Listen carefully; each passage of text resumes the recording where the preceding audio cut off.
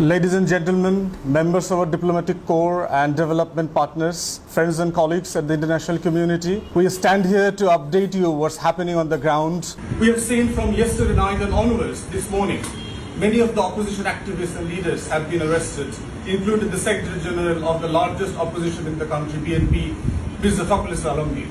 We demand unconditional and immediate release of all the political leaders and prisoners, and all the false cases against those have been suffering under this regime for last 15 years or so.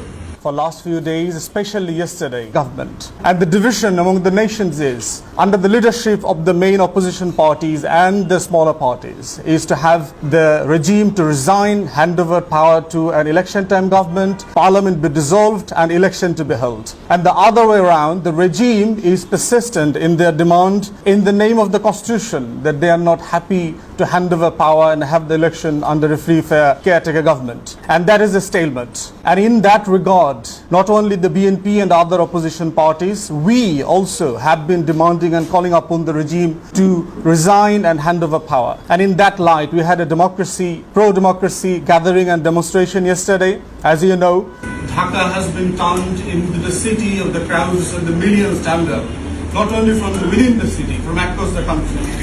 Millions of people came here to demand single thing, that we want free, fair election. And that simple, peaceful demand has been come under severe crackdown by the police and the ruling party affiliated organizations. You have noticed yesterday, as from the international media, that our demonstration and the meeting was about to close. And in the meantime, police came with severe lethal arms and tear shells and endless and countless sound grenades, which had not only injured the people watching over the streets, but also our leaders and activists. More than dozens of our party activists have been injured, who had to seek not only primary aid, but also be admitted briefly at the hospital.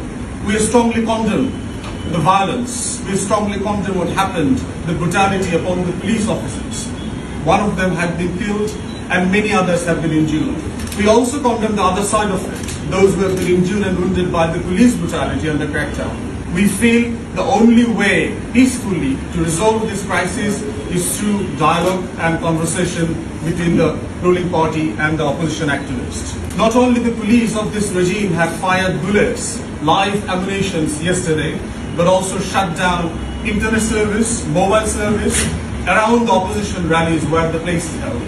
And sadly, there was no communications. No activists were able to make any live of the demonstrations and what's happening around the rallies and the police crackdown. We feel around the demonstrations, time and the meeting place was seized. Our stage has been vandalized by the activists of the ruling party in support and the strong assistance from the police force. We have seen our main buildings, window glass has been vandalized by the police. It is sad and tremendously intensifying for a peaceful rally, and the people came to attend here for them.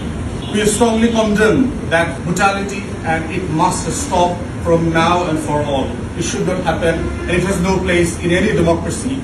We call upon the international community to step up pressure on this regime, so we, from the backsliding democracy, we can return back towards the democracy. We can have a free, fair election and let the people have their choice who to elect as their leaders. We would like to call upon the international community and let you know that our fight for freedom and a struggle continues, and we should do it peacefully without any violence whatsoever. And we would like to see you by our side. Thank you very much.